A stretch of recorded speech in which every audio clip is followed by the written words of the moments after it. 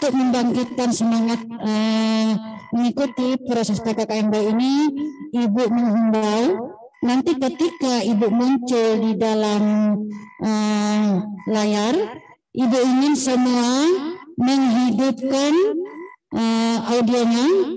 Kita sama-sama menyebutkan atau mengikrarkan kalimat yang menjadi tema pada hari ini. Baik, kita mulai dalam hitungan ketiga.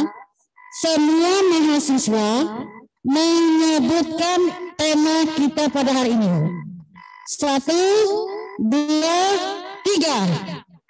Membangun generasi pendidik yang unggul dan berkarakter dalam mewujudkan kampus merdeka.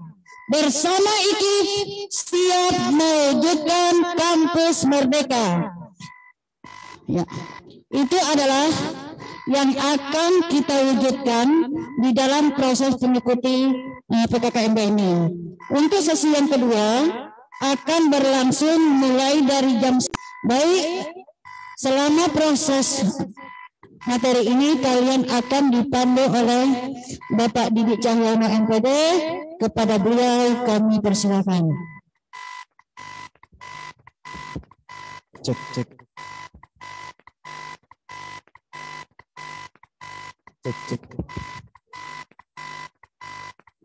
Iya, baik, terima kasih. Angin bertiup, debu bertebaran, burung merpati hinggap di tangan. Terima kasih kepada MC saya ucapkan atas kesempatan yang telah diberikan. Bismillahirrahmanirrahim. Assalamualaikum warahmatullahi wabarakatuh. Apa kabar teman-teman semuanya? Alhamdulillah, semoga selalu dalam keadaan baik, dalam keadaan sehat, dan tentunya selalu bersyukur dalam keadaan apapun. Baik, terima kasih pada kesempatan yang baik ini ya, saya diberikan amanah untuk memandu ya, kegiatan rangkaian acara PKKMB pengenalan kampus mahasiswa baru ya. Jadi untuk mahasiswa angkatan 2021-2022. Dengan sangat antusias, perkenalkan saya Didik Cahyono akan memandu rangkaian acara selanjutnya yang berjudul 4 Pilar Kebangsaan. Negara Indonesia terkenal dengan negara yang sangat luas dan sangat besar. Ya, tentunya kita semua tahu ada kurang lebih 1.100 suku bangsa. Ya, beragam budaya. Kemudian dan ada kurang lebih 6.000 pulau yang tersebar di seluruh negara kesatuan Republik Indonesia. Nah, tentunya dengan situasi besar itu tentu butuh suatu namanya kemampuan. Ya, butuh suatu kemampuan untuk bisa menjaga. Ya. Maka dari itu perlu adanya satu pilar ya, yang namanya 4 pilar kebangsaan, kehidupan berbangsa dan bernegara. Nah, tentunya yang menjadi pertanyaan besar adalah bagaimana cara kita mengimplementasikan 4 pilar kebangsaan itu di dalam kehidupan kita sehari-hari dan kehidupan bermasyarakat, berbangsa, dan bernegara. Untuk itu di tengah kita sudah hadir narasumber yang sudah sangat expert di bidangnya, yaitu adalah Bapak Pramudia. Beliau adalah Kolonel Infanteri sekarang memegang jabatan Kasrem Korem 091 ASN di Kalimantan Timur, tepatnya di Kota Samarinda.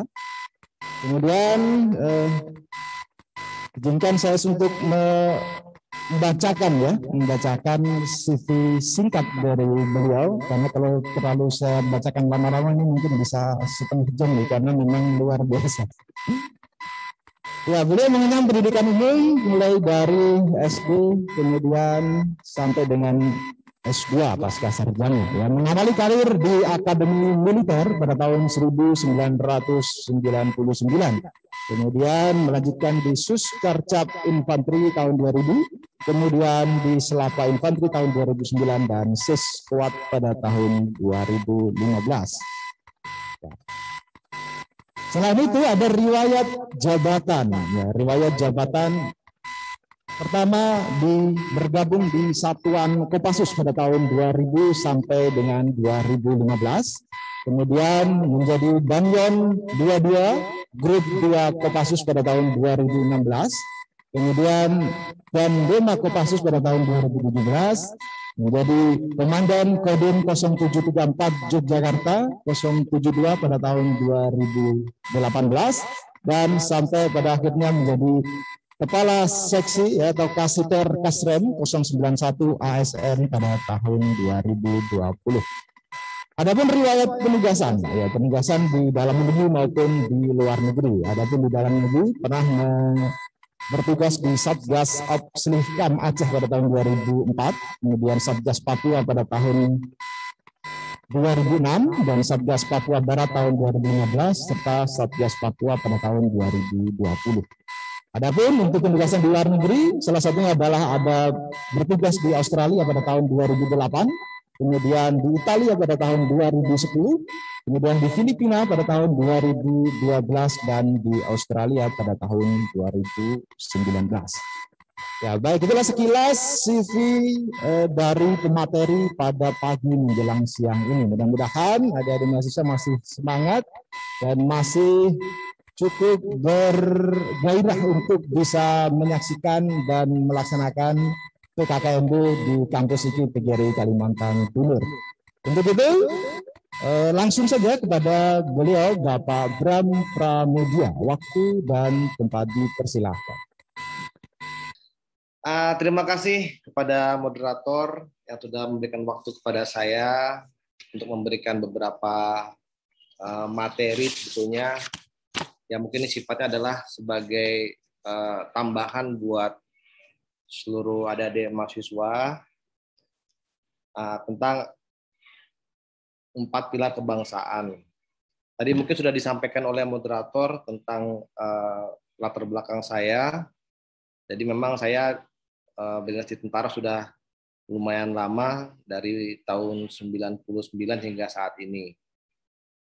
Jadi langsung saja ke materi, Pak. Kalau seperti itu, kita mulai lanjut. Dan ini tadi sudah disampaikan, lanjut. Lanjut.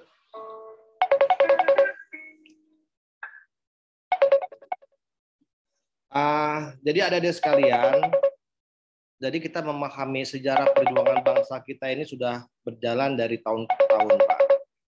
Jadi tidak hanya di tahun 2021 ini saja, tapi tidak adalah merupakan suatu bentuk perjalanan, ya, dari mulai bangsa kita sebagai Nusantara, masih dikenal sebagai Nusantara dan ini sampai hingga saat ini. Dan tentunya tidak terlepas dari perjuangan bangsa kita, perlu dipahami juga ada momen-momen penting, ya. Ketika tahun 1908 adanya gerakan kepemudaan di situ, pemuda membentuk Budi Utomo. Kemudian juga 1928 adanya Sumpah Pemuda, yang mungkin ada udah tahu semuanya, itu adalah suatu milestone lah bagi perjuangan bangsa kita ini, di mana bangsa kita ini membentuk suatu komitmen terhadap kebangsaan.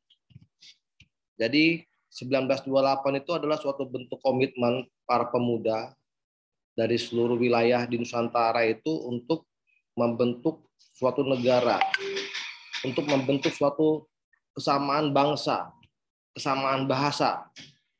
Nah, jadi gambarannya jangan dipikir sekarang, oh sudah ada Indonesia, tidak. Jadi kita perlu pahami zaman itu, ya, tidak ada Indonesia, setiap wilayah di negara kita ini masih terpecah-pecah, tetapi sudah ada semangat kebangsaan untuk membentuk suatu komitmen bersama melalui Sumpah Pemuda. Nah, adik-adik sekalian, jadi memang ini sangat panjang hingga timbullah tahun 1945 kemerdekaan Negara Kesatuan Republik Indonesia. Lanjut slide.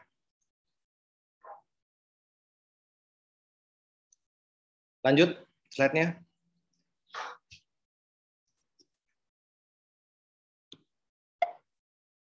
Slide, lanjut slide.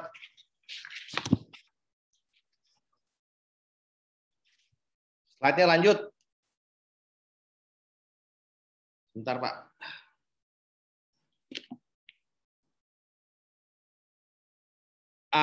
Ini jadi bangsa Indonesia tidak lahir serta-merta saja, Pak.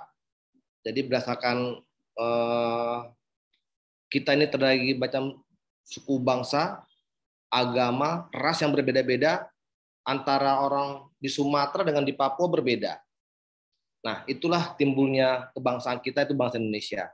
Lanjut. Dan perlu dipahami juga bahwa di Indonesia itu kita mempunyai suku bangsa yang sangat banyak. Ada 1.128 suku bangsa dari 17.500 pulau yang ada di wilayah kita. Dengan luas wilayah hampir 2 juta kilometer persegi. Para mahasiswa sekalian yang kami banggakan, saya kebetulan pernah berdinas di beberapa negara termasuk Filipina. Waktu di Filipina itu kebetulan saya sedang menangani konflik antara Moro Islamic Liberation Front dengan pemerintah Filipina saat itu.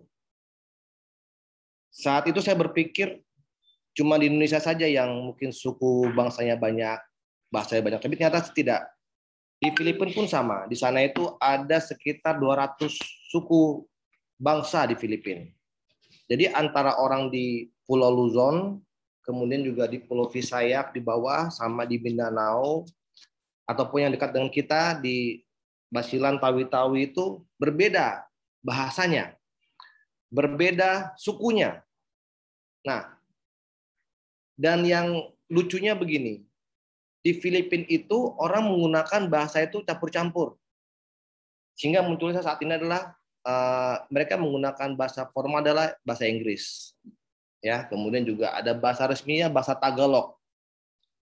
Tetapi lucunya bahasa Tagalog ini tidak digunakan secara menyeluruh di Filipina. Karena apa? Karena itulah kelemahan Filipina, mereka tidak memiliki bahasa pemersatu seperti bahasa Indonesia. Jadi Tagalog itu kalau diibaratkan adalah bahasa yang digunakan oleh suku di Pulau Luzon. Jadi kalau misalnya kayak kita di Indonesia itu, Tagalog itu seperti kita menggunakan bahasa Jawa lah sebagai bahasa nasional. Akibatnya suku-suku lain itu tidak memiliki keinginan untuk belajar bahasa Tagalog itu. Nah, akhirnya muncullah bahasa campur-campur, Tagalog, Inggris, dan sebagainya. Dan hampir sebagian besar masyarakat di Mindanao dan sebagainya tidak mau menggunakan bahasa Tagalog dalam bahasa kesehariannya.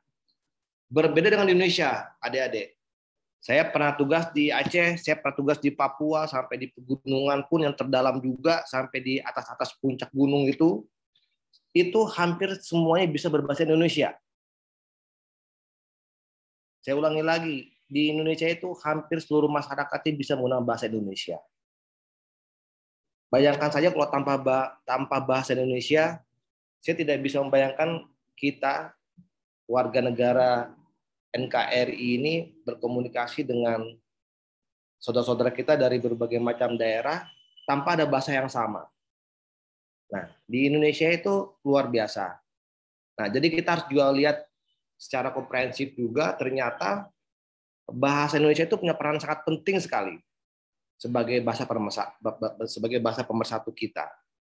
Antara kita yang di sini di Samarinda, kalau adik-adik mungkin nanti setelah kuliah berdinas mungkin ataupun ada kesempatan bekerja ke provinsi lain, misalnya ke NTT, ke Bali, ataupun ke Papua dan bagaimana, itu kita bisa menggunakan bahasa yang sama dengan mereka karena adanya bahasa Indonesia itu. Lanjut. Nah, memang kondisi saat ini juga perlu kita waspadai ya. Kalau adik-adik pernah pasti sudah mendengar berita tentang kondisi di Afghanistan misalnya, ataupun kondisi yang terakhir di Guinea. Jadi kita harus bersyukur adik-adik bahwa keamanan suatu bangsa, kestabilan politik, ekonomi, sosial, budaya itu tidak serta-merta ada tanpa ada upaya, tanpa ada komitmen antara komponen bangsa-bangsa yang ada di situ, antara generasi muda dan sebagainya. Sekarang bayangkan kalau kondisi kita saat ini seperti Afghanistan misalnya. Mungkin adik-adik saat ini tidak bisa berkuliah secara terbuka seperti ini, ataupun bisa leluasa mau ke mall ataupun mau kafe-kafe gitu, karena kondisinya tidak stabil, kondisinya tidak aman. Dan kondisi keamanan seperti itu tidak serta-merta ada tanpa adanya upaya dari kita semuanya. Karena bagaimanapun juga dalam kondisi saat-saat ini, apalagi kita menghadapi pandemi COVID-19, berbagai aspek itu mengalami fluktuatif kondisi, ya. Dari masalah ekonomi, ketika ekonomi bermasalah, timbullah masalah sosial budaya, masyarakatnya bermasalah sebagainya. Ketika sosial budaya bermasalah, timbullah masalah keamanan yang berdampak secara menyeluruh kepada kita seluruhnya, ya. Nah, untuk itu, dan kita ini bangsa kita itu mempunyai karakter yang sangat signifikan. Saya bilang signifikan kenapa? Karena Belanda itu menggunakan ini bertahun-tahun sehingga dia bisa menguasai Nusantara. Bayangkan saja negara Belanda yang sekecil itu dia bisa mengokupasi Indonesia bertahun-tahun.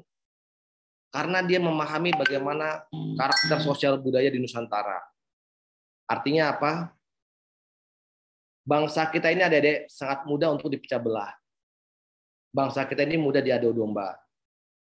Nah, itu yang digunakan Belanda bertahun-tahun. Politik divide et impera namanya dulu itu digunakan. Dipecah-pecahkan, kemudian dikendalikan sama dia. Nah, tentunya kita tidak mau lagi pengalaman yang terjadi dahulu terjadi saat ini, ya. Jika kita sudah berjuang merdeka dan sebagainya, tetapi embrio dari adu domba ini ya masih mudah terjadi di bangsa kita ini, di negara kita. Nah, untuk itu, adik-adik sebagai generasi muda bangsa, kalian adalah calon-calon leader di masa depan. Harus paham tentang bagaimana menghadapi segala masalah dan jangan mudah untuk diadu domba. Jangan mudah dimanfaatkan, apalagi saat ini orang sangat mudah menginfiltrasi kita melewati informasi yang tidak akurat. Muncul hoax di mana-mana. Jadi kalau misalnya kita mudah sekali terpengaruh oleh hoax itu, mudah diadu domba, ya akhirnya tidak akan efisien di situ. Malah akan berdampak pada segala aspek. Apalagi adik-adik sebagai generasi muda yang kita harapkan nantinya berperan penting terhadap masa depan bangsa kita. Lanjut slide-nya. Dan ini adalah beberapa skenario, saya bilang skenario, tapi ya mungkin ini adalah gambaran saja, ya. Dan poin yang terpenting juga adalah bagaimana narkoba. Nah, narkoba ini saat ini sudah menjadi titik krusial. Dan perlu kita pahami juga, Kaltim ini itu sudah menjadi suatu daerah yang ladang narkoba. Bahkan Kaltim sudah mengekspor narkoba itu sampai ke Makassar dan sebagainya. Nah, ini yang kita waspadai karena narkoba ini satu targetnya adalah mahasiswa nih. Jadi mahasiswa adalah satu target narkoba. Dulu Cina, Tiongkok, China itu pernah dikuasai oleh Inggris. Jadi kalau misalnya dia pernah lihat dulu, zaman dulu tuh Hong Kong, kemudian juga beberapa wilayah di China itu dikuasai oleh Inggris. Bahkan China pernah dijajah oleh Jepang. Kenapa terjadi negara besar, negara kuat dikuasai oleh negara lain? Itu salah satunya adalah faktornya adalah dari narkoba ini. Narkoba ini adalah yang memasukkan itu semua, melemahkan generasi muda bangsa kita. Termasuk ya dari kalangan pemudanya. Sehingga dia tidak memiliki, dirubah mindset-nya, dirubah pola pikirnya untuk tidak lagi berjuang demi bangsa dan negaranya. Lanjut.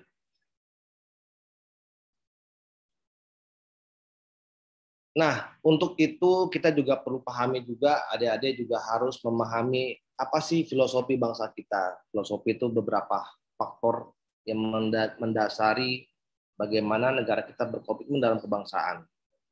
Dan yang paling penting adalah tentang 4 pilar kebangsaan Indonesia. Lanjut. Apa saja itu? Mungkin adik-adik sudah tahu semua. Yang pertama, lanjut. Tentunya Pancasila, ya. Itu adalah basic negara kita, dasar negara kita. Lanjut.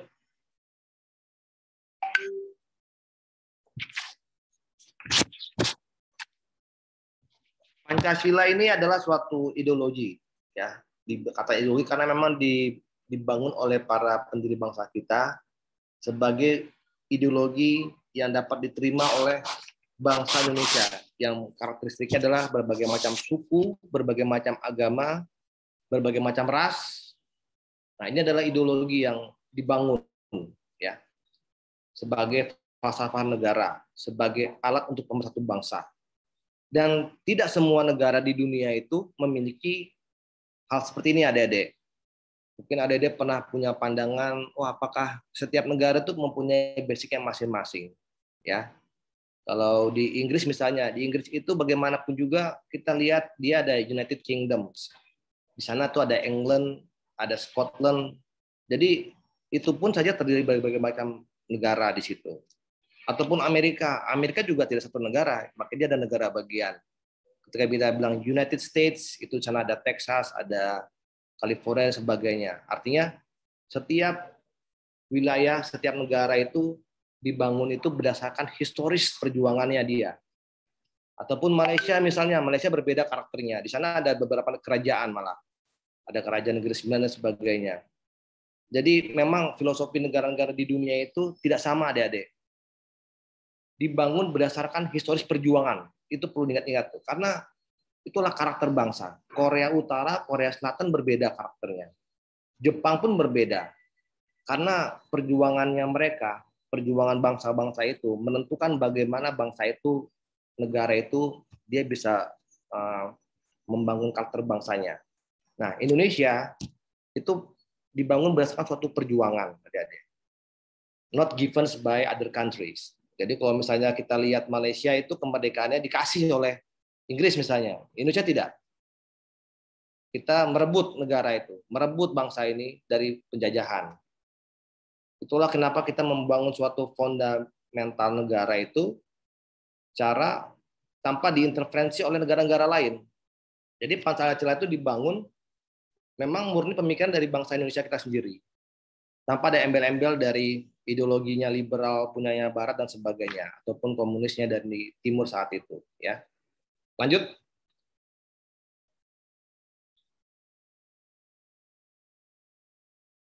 Nah, itu juga kita lihat bahwa Pancasila itu memang sudah dirumuskan dan dipikirkan dari karakter bangsa kita ini yang berbagai macam suku, agama, dan sebagainya itu. Lanjut. Nah, yang kedua adalah UUD 45. Lanjut.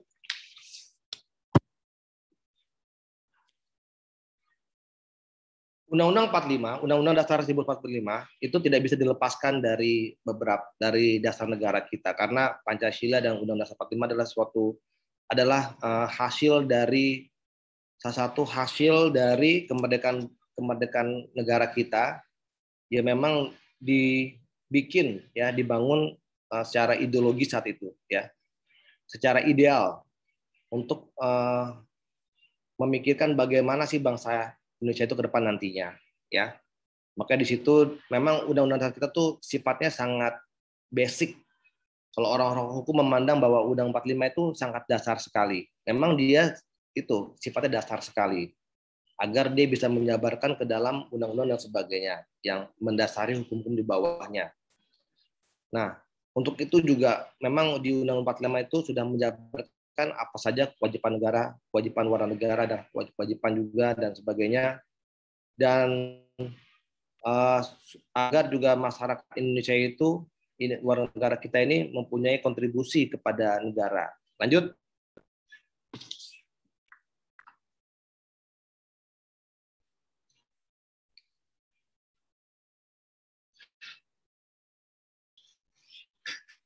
lagi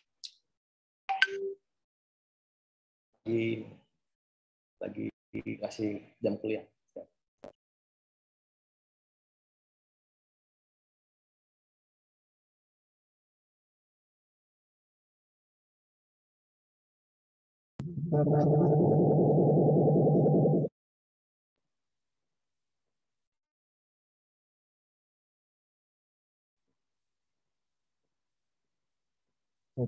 Enggak, Bapak Bram, suaranya masih ter-unmute.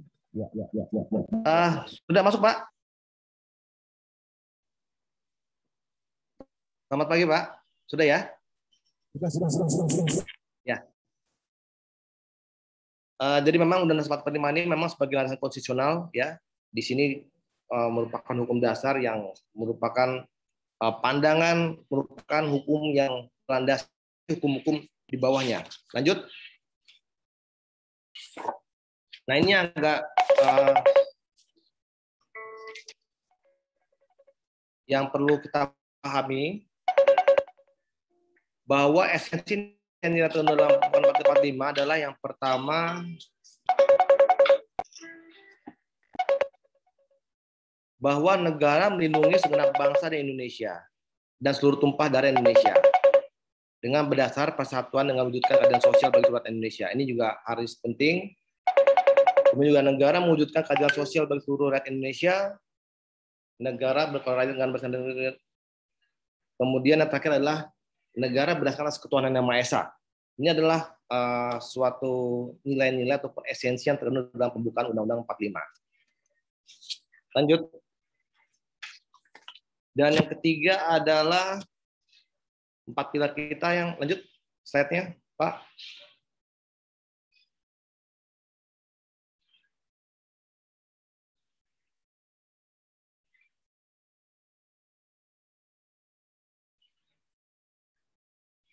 Yang ketiga adalah NKRI. Nah, ini adik-adik, memang salah satu 4 pilar kita adalah NKRI adalah Negara Kesatuan Republik Indonesia. Jadi kalau kita lihat sejarah juga, bentuk negara kita ini tidak serta-merta adalah negara kesatuan. Dulu pernah dibentuk negara federasi, negara bagian, dan sebagainya. Tetapi melihat bagaimana historis bangsa kita ini, para pendiri bangsa kita sudah berkomitmen bahwa bentuk negara kita adalah negara kesatuan. Artinya apa? Dari mulai Aceh sampai ke Papua, seluruh Kalimantan itu tidak ada negara-negara bagian yang mempunyai kedaulatan sendiri. Semua adalah bentuknya negara kesatuan. Ya. Jadi ini adalah harga mati yang tidak bisa tawar lagi. Dan ini menjamin untuk persatuan bangsa kita agar pembangunan bangsa kita ini bisa dilaksanakan secara komprehensif, secara menyeluruh, ya, agar setiap negara, setiap wilayah pun terjamin keamanan dan kedaulatannya. Lanjut.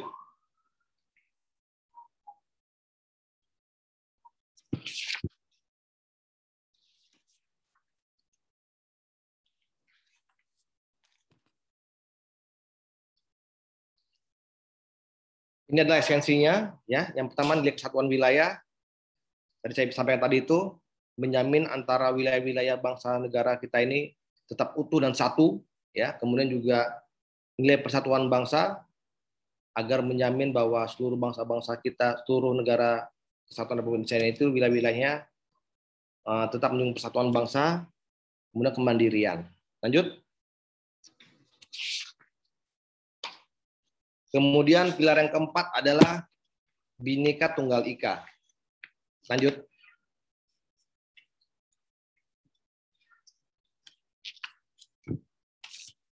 Jadi Bhinneka Tunggal Ika itu memang diambil berdasarkan kitab Sutasoma, ya, yaitu adalah silsilahnya. Ya. Pada saat itu memang historisnya di wilayah itu sudah ada berbagai macam suku juga, dan juga ada agama Hindu, Buddha.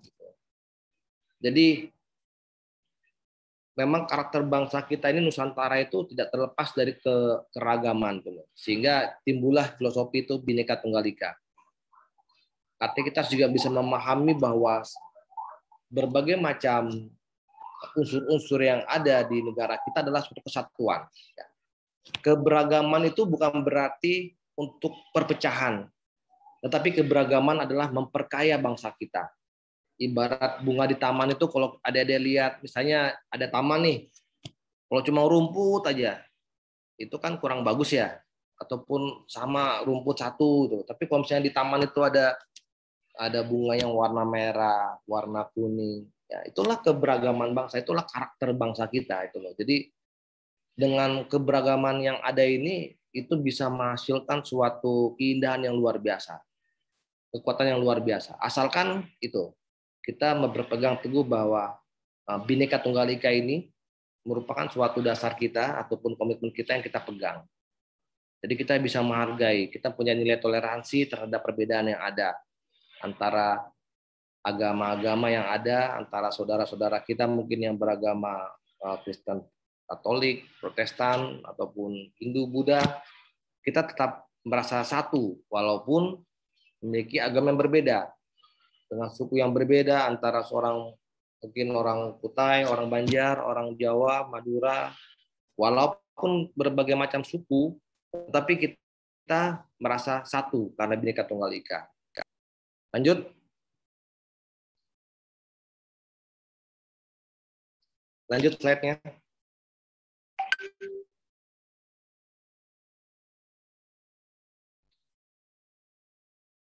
Slide-nya lanjut, slide.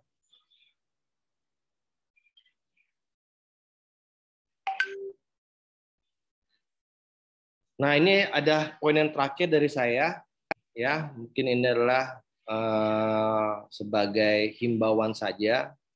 Yang pertama, memang adik-adik sekarang sudah berada pada fase yang berbeda dengan sebelumnya. Apabila sebelumnya adik-adik mungkin waktu di SMA, di SMP itu pendidikan menengah, di alam saat ini ya, alam kampus universitas ini, setiap mahasiswa itu dibangun adalah pola pikirnya, dibangun pola pikir yang kritis, ya. Itu juga merupakan tantangan bagi mahasiswa. Dia harus dibangun untuk mampu berpikir, mampu mengolah dirinya lebih mandiri, ya. Kemudian juga bisa berkontribusi tidak hanya masalah mencari nilai saja, tidak, tapi juga bangun jaringan dan sebagainya. Jadi salah satu critical point bagi mahasiswa adalah mereka bisa melihat fenomena yang ada di sekelilingnya. Nanti adik-adik kalau buat skripsi juga, ataupun nanti buat tesis, ataupun nanti mau doktoral, semua itu pasti akan membuat tulisan ilmiah berdasarkan fenomena yang terjadi, apapun juga bidang keilmuannya. Dari situ kita bisa melihat apa gap yang perlu kita teliti di situ. Nah, itulah adik-adik mahasiswa harus bisa berpikir kritis terhadap segala permasalahan yang ada, kemudian juga bisa mengambil suatu analisa yang mendalam di situ, ya. Itu adalah ciri khas mahasiswa di perguruan tinggi. Nah, untuk itu juga kita perlu bangun juga, walaupun perlu dibangun juga knowledge kita, tetap bangun juga skill, attitude-nya, ya. Jangan lupa itu. Jadi tidak hanya masalah ilmu pengetahuan saja, tapi juga attitude kita juga harus dibangun, ya. Jadilah adik-adik pemuda bangsa yang memiliki nilai-nilai integritas, ya. Ini penting sekali nilai integritas ini, karena memang bagaimanapun kita nanti adik sudah habis kuliah bekerja dimanapun juga harus punya itu, integriti itu, ya. Itulah yang mendasar kita berbuat jujur, berbuat baik, ya. Adalah nilai-nilai integriti itu. Kemudian juga pesan saya, selalulah berkontribusi positif bagi bangsa kita, jadi role model, ya. Adik-adik nanti sebagai mahasiswa punya peran yang penting di masyarakat, jadilah role model yang positif. Kemudian yang terakhir juga kita sangat inginkan dengan adik-adik itu mencintai bangsa kita ini, ya, mencintai bangsa kita, kemudian merasa memiliki, harapan kami juga adik-adik mempunyai rasa bela negara terhadap bangsa kita, mempunyai tanggung jawab bahwa negara kita itu adalah milik kita yang harus kita perjuangkan. Mungkin ini beberapa poin yang perlu saya sampaikan, lebih kurangnya saya mohon maaf apabila ada yang tidak berkenan dan sebagainya. Silakan Pak Moderator, mudah-mudahan suara saya cukup jelas didengar. Terima kasih Pak. Wassalamualaikum warahmatullahi wabarakatuh.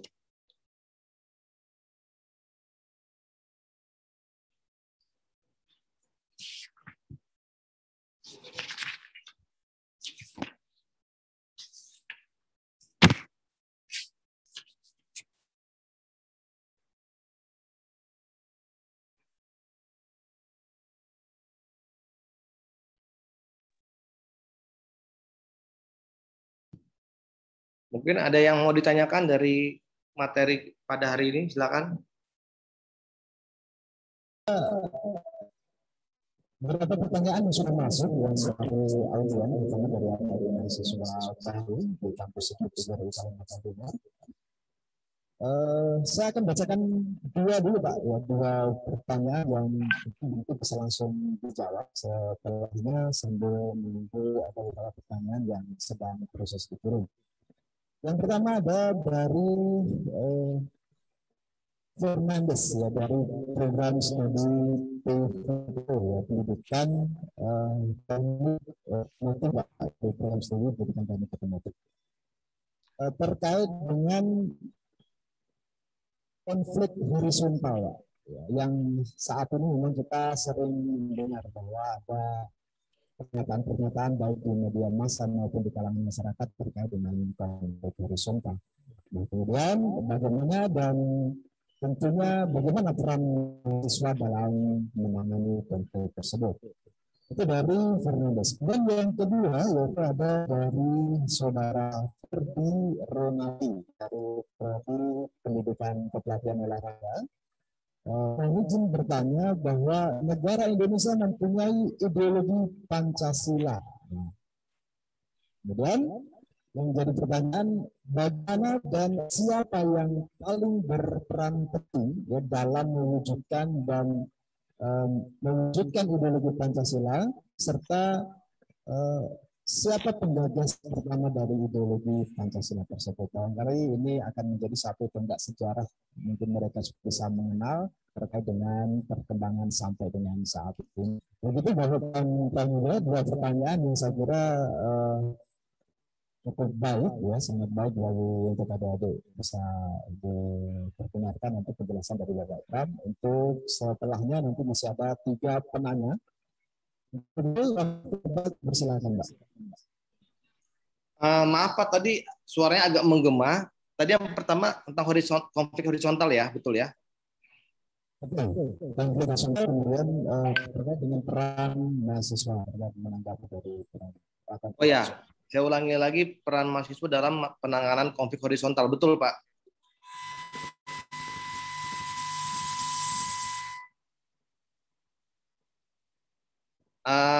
Baik, terima kasih, Pak. Jadi begini adik-adik, betul sekali, salah satu kerawanan dari negara kita adalah terjadinya konflik horizontal. Jadi konflik horizontal itu biasanya adalah dalam bentuk permasalahan masyarakat ya. Masyarakat antara masyarakat dengan masyarakat, kemudian juga antar masyarakat yang berbagai macam latar suku, kemudian juga agama dan sebagainya. Kita punya momen terburuk juga masalah konflik horizontal adalah kejadian di Ambon pada tahun 2000. Saat itu adalah konflik antara masyarakat, tapi sudah dimasukkan filosofi paham-paham agama di situ. Jadi seakan-akan menjadi konflik antara agama Kristen dan agama Nasrani saat itu. Nah, memang betul sekali konflik horizontal itu tidak bisa terjadi apabila background masyarakatnya, basic masyarakat sudah paham akan Pancasila secara hakiki gitu loh. Nah, jadi memang mahasiswa ini adik-adik sebagai generasi muda sangat peran penting di situ ya. Untuk sebagai contoh, misalnya di daerah kita ini sangat rawan, terutama kesukuan ya, mungkin ada beberapa daerah antara suku, mungkin suku Dayak ataupun suku Madura dan sebagainya. Tetapi apabila kita lihat kronologis belakang-belakangnya juga, kita lihat apa sih yang mengakar itu semua, itu tidak jauh dari masalah konflik kepentingan antara mungkin beberapa orang saja di situ. Nah, yang mudah dihasut melalui berbagai macam media, media sosial ataupun media yang lainnya, sehingga mudah terpengaruh dan akhirnya terpiculah konflik horizontal ini. Jadi peran adik mahasiswa yang penting adalah perlu dipahami bahwa kita sebagai mahasiswa adik-adik harus bisa berpikir secara komprehensif ya. Berpikir secara komprehensif itu artinya melihat suatu informasi itu tidak hanya dari satu sisi aja, lihat secara multidimensional gitu loh ya. Kemudian juga adik-adik juga jangan mudah terpancing provokasi. Nah ini kadang-kadang mahasiswa masih muda-muda nih kan muda nih. Wah kita ini nggak benar nih, kita ini, jangan mudah terpancing provokasi. Nah itulah makanya kenapa adik-adik di mahasiswa ini mungkin di sana punya lembaga ataupun punya badan eksekutif mahasiswa juga apa itu memang bagus sekali apabila bisa meredam masalah-masalah seperti tadi horizontal dan sebagainya itu ya.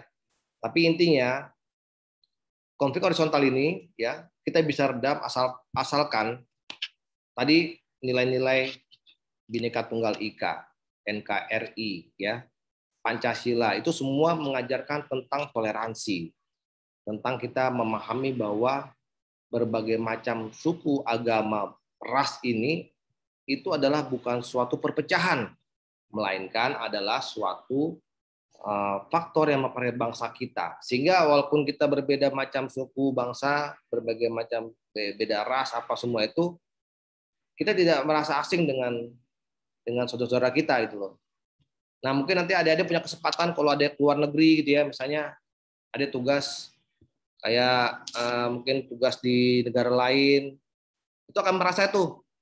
Walaupun kita ini orang Kalimantan, ketemu sama orang Aceh, pas ketemu, wah sama-sama Indonesia, itu pasti merasa bersaudara juga itu, karena itulah timbulnya kesamaan itu sebagai Indonesia. Nah itu memang kita perlu pahami. Tapi kalau pesan saya tentang masalah horizontal ini, ya, yang pertama jangan mudah terpengaruh oleh provokasi yang ada. Kemudian kita bisa berpikir secara komprehensif, secara multidimensional dalam melihat berbagai permasalahan yang ada, sehingga kita dalam melihat suatu permasalahan di masyarakat pun peka gitu loh ya. Dan sebetulnya Pancasila sudah mengajarkan suatu poin yang penting dalam problem solving. Itu adalah musyawarah dan mufakat. Musyawarah dalam mencapai mufakat. Nah, itu udah ada di Pancasila diajarkan. Tetapi ya bangsa kita ini lupa kadang-kadang. Jadi ketika ada masalah, wah kita harus ini, akhirnya ujung-ujungnya selalu timbulnya konflik, ya konflik kekerasan. Padahal tidak semua masalah itu harus diselesaikan dengan kekerasan. Tidak semua masalah itu harus menjadi konflik itu loh maksud saya.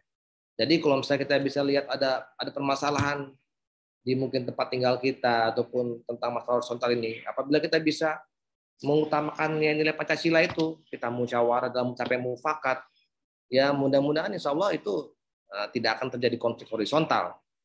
Tetapi apabila semua pihak-pihak terkait bisa duduk bersama kemudian berpikiran dingin, ya berarti itulah nanti yang bisa memecahkan masalah sehingga tidak timbulnya konflik horizontal. Jadi garis bawah yang saya perlu tekankan adalah konflik horizontal itu tidak akan terjadi apabila setiap aspek-aspek masyarakatnya di daerah tersebut memahami Bhinneka Tunggal Ika gitu, memahami keberagaman, memahami masalah toleransi gitu loh, ya.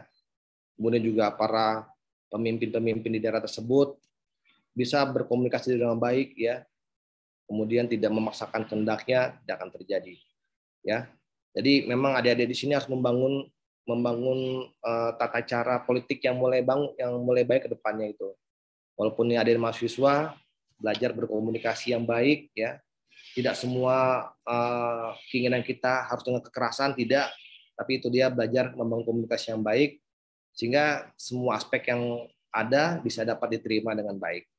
Kemudian yang kedua juga masalah ideologi Pancasila ini, jadi memang betul sekali ya.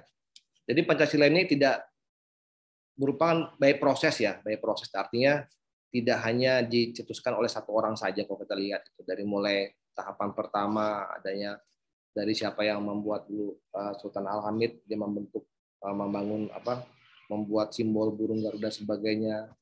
Kemudian juga Bung Karno mencetuskan tentang apa basic-basic awal sebagai Pancasila sampai akhirnya, dan kita pun sadar betul bahwa Pancasila itu tidak pernah diundang-undangkan secara khusus. Tapi Pancasila itu dimasukkan dalam pembukaan Undang-Undang 45. Di alinea keempat itu dimasukkanlah poin-poin Pancasila gitu. Juga ada perdebatan juga tentang bagaimana sila pertama antara ketuhanan Yang Maha Esa dan ketuhanan berdasarkan syariah Islam juga. Itu adalah banyak proses. Artinya menurut kami pribadi ya, Pancasila ini tidak bisa dibilang ini hasil siapa, tidak bisa. Tapi ada merupakan suatu proses panjang dari our founding fathers gitu loh, para pendiri bangsa kita yang memikirkan dulu bangsa kita ini mau dibuat apa seperti apa. Mereka mencurahkan pikirannya untuk membangun itu, sehingga ideologi ini memang ideologi yang sangat kita pegang ya, dan memang itu dibangun berdasarkan proses ketika bangsa kita ini dibentuk berdasarkan suatu kajian-kajian yang dipikirkan untuk melihat latar belakang kita yang berbagai macam suku, agama, bangsa dan sebagainya itu. Demikian ya. Semoga bisa menerima jawaban dari saya. Silakan Pak Moderator.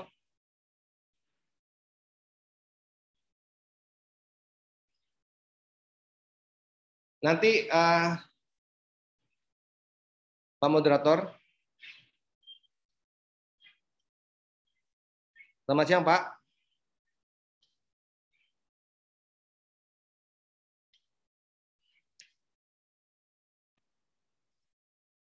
Pak Moderator.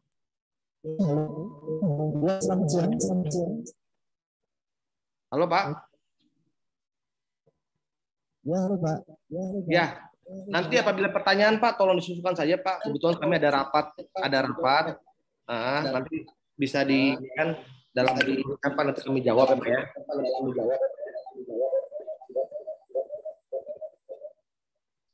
Ya baik, satu pertanyaan lagi Pak. Jadi ada dari berikan ini, saya ringkas dari beberapa pertanyaan yang pada intinya adalah kita mengenal demokrasi ini kan sudah cukup lama, apalagi di kalangan mahasiswa, kemudian baik di kalangan masyarakat di daerah maupun di perkotaan. Nah, tentunya kita juga mengenal ada beberapa konflik khususnya di daerah Kalimantan Baru tentunya.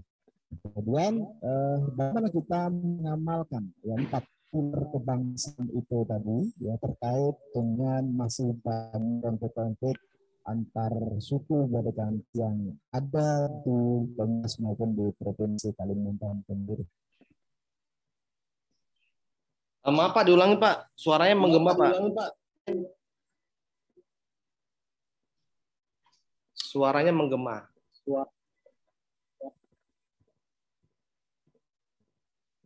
Mungkin bisa diketik aja Pak di itu pertanyaannya. Baik saya ulang Pak ya. Ya, silakan Pak. Ya, baik saya ulang Pak. Untuk pertanyaan yang ketiga, barangkali nanti ini pertanyaan terakhir untuk dijawab oleh Bapak. Pertanyaan adanya konflik negatif di Indonesia. Itu kita melihat di Kalimantan Timur sendiri bahwa di dalam 4 pilar itu tadi kan ada nilai-nilai yang terdapat kedaulatan. Nah, bagaimana cara mengaplikasikan 4 pilar kebangsaan tersebut untuk mencegah ya, konflik-konflik yang ada khususnya di daerah Kalimantan Timur. Ya, memang itu pertanyaan yang teori, pertanyaan yang bagus Pak. Mudah diucapkan untuk sulit tapi dilaksanakan ya. Jadi memang bagaimana cara kita memain 4 pilar. Memang 4 pilar ini critical point-nya adalah Pak, setiap masyarakat kita ya, masyarakat di Kaltim ini terutama harus mengerti betul bagaimana Pancasila, bagaimana Undang-Undang 45 dan sebagainya. Dan sekali lagi seperti kita orang beragama Pak, namanya Pancasila itu Undang-Undang 45 tidak hanya diucapkan saja, tapi juga diamalkan dan dihayati dalam diri itu loh ya. Jadi saya sampai tadi itu kalau misalnya mungkin orang masyarakatnya sudah menghayati Pancasila, kemudian juga mengamalkan nilai-nilainya, Ya, ketika dia ada masalah, dia lebih mengutamakan musyawarah, dia tidak memaksakan kehendak, dia toleransi. Ya, mungkin tidak ada konflik-konflik Pak, masalah-masalah ini ya. Jadi Pancasila itu dibangun memang berdasarkan komitmen bersama itu loh, komitmen bersama antara seluruh komponen bangsa saat itu. Jadi sudah mewakilkan beberapa aspek masyarakat dari berbagai wilayah di bangsa kita. Jadi dan sama dengan ciri khas seperti ini ya, bahwa demokrasi merupakan basic dari bangsa kita. Ya, bangsa kita tidak pernah mengajarkan nilai otoriter ataupun tidak pernah mengajarkan aspek-aspek yang memaksakan kehendak dalam ini kan masalahnya dia. Nah, apabila aspek-aspek demokrasi kemudian juga nilai-nilai musyawarah ini bisa dilaksanakan, kemudian juga bisa komitmen, ya saya rasa dan apabila tadi masyarakat sudah paham itu tentang Pancasila dan mau mengamalkan tersebut, ya saya kira nanti tidak ada masalah, Pak. Ya, saya harapkan tentu makanya mungkin pendidikan seperti ini ya, kayak penataran tentang Pancasila. Kalau dulu itu ya kita ini adalah penataran P4 lah. Setidaknya seluruh warga negara kita ini harus tahu betul apa itu Pancasila, bagaimana Undang-Undang 45 seperti apa, Bhinneka Tunggal Ika itu harus diajarkan, harus disosialisasikan pada seluruh warga negara kita. Nah, dari situ sudah punya pemahaman yang sama, pikiran yang sama, ya kita harapkan dalam penanganan konflik dan adapun kita bisa selesaikan dengan cara musyawarah mufakat. Jadi begitu. Baik Pak Moderator, demikian dari saya Pak. Sekali lagi saya mohon maaf apabila ada yang kurang berkenan. Terima kasih banyak Pak sudah diundang pada kita Zoom meeting ini. Dan kami ucapkan selamat pada adik-adik mahasiswa sekalian yang sudah terpilih sebagai mahasiswa baru ya. Semangat betul ya, semangat terus ya. Ini adalah babak baru kehidupan kalian. Nanti ini adalah momen penting bagi adik-adik nantinya bisa berkarya bagi diri kalian sendiri, bagi orang tua, bagi bangsa dan negara. Terima kasih sekali lagi. Wassalamualaikum warahmatullahi wabarakatuh.